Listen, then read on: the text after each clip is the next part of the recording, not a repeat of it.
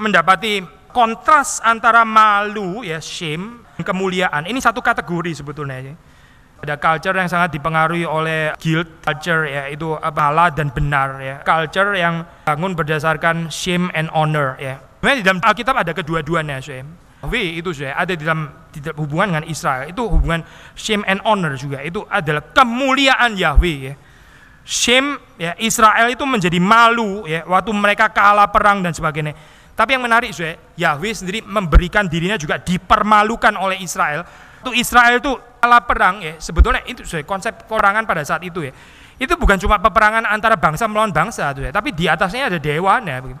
Waktu sudah membaca dalam cerita Exodus itu jelas sekali, ya, yang perang itu sebenarnya bukan Israel versus Mesir, tapi Yahweh dengan Allah-Allah palsu daripada Mesir yang dicatat dalam Alkitab. Itu Yahweh menaklukkan mereka sebetulnya. Tapi waktu kita baca dalam Alkitab, ya, dalam exile, pembuangan dan sebagainya, Yahweh sendiri terbuang sebetulnya bersama dengan Israel. Ya. Yahweh membiarkan dirinya sendiri dipermalukan oleh Israel. Wah, ini nggak ada dewa yang kayak begini.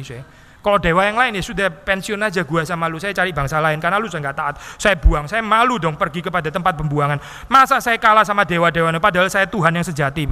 Tapi Yahweh mengizinkan Israel masuk ke dalam pembuangan, dia sendiri masuk ke dalam shame itu sebetulnya. Shame and honor culture. Persoalan manusia berdosa di mana? Manusia cari glory-nya sendiri, ya. Cari kemuliaannya sendiri, bukan cari kemuliaan Yahweh. Di sini, waktu di sini dikatakan barang siapa malu karena aku. Ya. Inilah orang yang mencari kemuliaan dunia, worldly honor, worldly glory sebetulnya. Malu karena Kristus. Kenapa malu karena Kristus? Ya karena Kristus nggak keren. Di dalam pandangan dunia, Yesus tuh nggak keren, jalan ceritanya nggak keren. Mati di atas kayu salib, begitu ya. Kita dituduh kekristenan tuh merayakan kegagalan, deh, merayakan kekalahan, begitu kan. Nggak masuk, di dalam pikiran dunia itu nggak masuk. Lalu jangan cuma pikir malu, saya nggak pernah malu kan Kristus, saya bangga Yesus disalib. Saya percaya itu iman saya gitu, tapi saya sendiri nggak mau memikul salib. Berarti saya malu sebetulnya dengan cerita Yesus Kristus. Kalau kita bilang kita nggak malu dengan cerita itu, kita menjalani kehidupan yang sama. Itu namanya kita nggak malu, kita nggak mengejar kemuliaan dunia.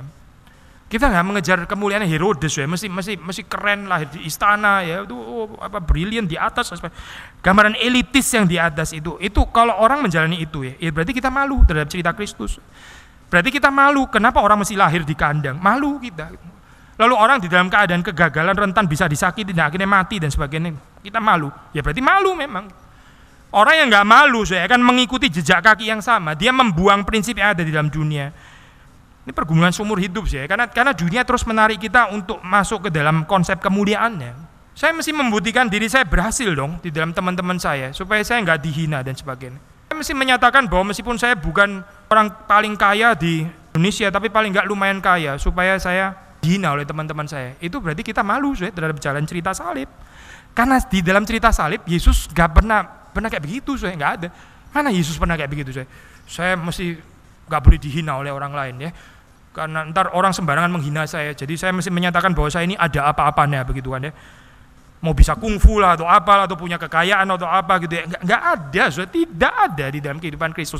Yesus sama sekali nggak tertarik dengan pembuktian-pembuktian seperti itu. Waktu kita sendiri masuk ke dalam kehidupan pembuktian-pembuktian, ya sebetulnya kita malu dengan cerita salib. Menurut kita nggak jalan di dalam dunia.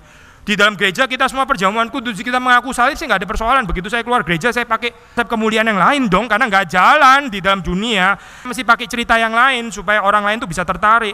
Bahkan membuktikan kekristenan, kemuliaan kekristenan melalui kemuliaan dunia. Ya kalau gitu kita nggak usah perjamuan kudus sebetulnya, karena perjamuan kudus ini apa? Perjamuan kudus ini meneguhkan sekali lagi, ya, cerita kehidupan Kristus itu benar dan saya mau menghidupinya di dalam kehidupan saya. Itu namanya union, mystic union with Christ itu.